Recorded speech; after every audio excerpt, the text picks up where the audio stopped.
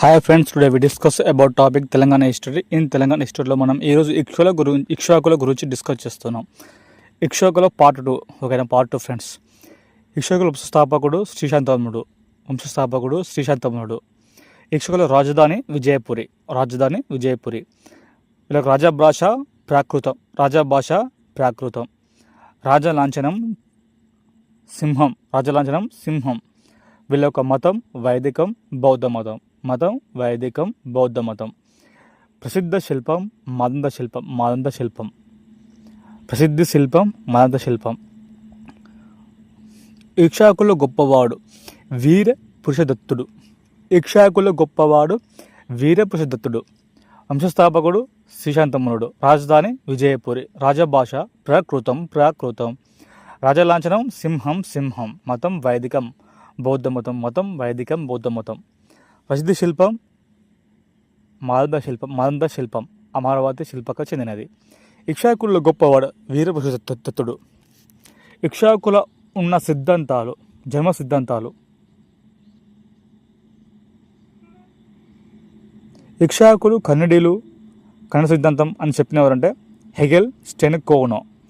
ఇక్ష్వాకులు కన్నడ సిద్ధాంతం అని పేర్కొనేవారంటే హెగెల్, స్టెన్కోనో. ఇక్ష్వాకులు తమిళ ప్రాంతీయులు అని చెప్పినది ఎవరంటే డాక్టర్ కె గోపాలాచారి.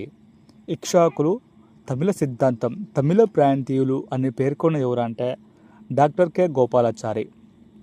ఇక్ష్వాకులు ఆంధ్ర ప్రాంత స్థానికులు అంటే ఆంధ్రవాదం.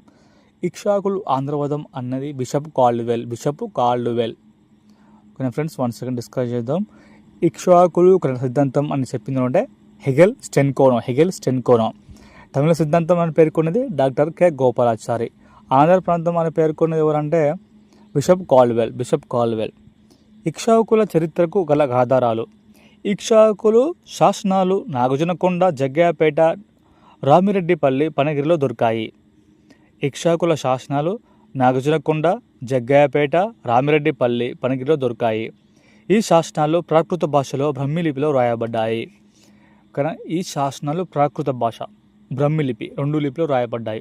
ఓకేనా, ఇక్ష్వాకుల శాసనాలు ప్రాకృత భాష బ్రహ్మలిపిలో రాయబడ్డాయి. యెహూల శాంతమ్ముడి కాలం నుండి శాసనాలు